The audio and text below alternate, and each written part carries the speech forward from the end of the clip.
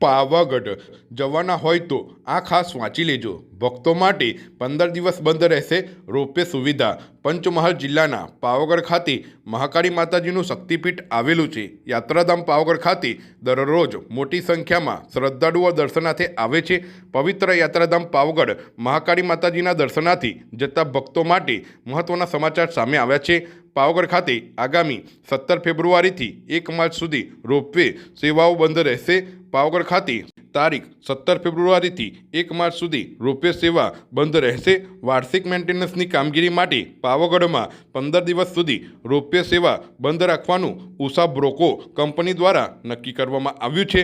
મેન્ટેનન્સની કામગીરી પૂર્ણ થયા બાદ રોપવે સેવા રાબેતા મુજબ ચાલુ થઈ જશે। જો કે આ દરમિયાન ભક્તો ડુંગર ચડીને માતાજીના દર્શન કરવા જઈ શકશે।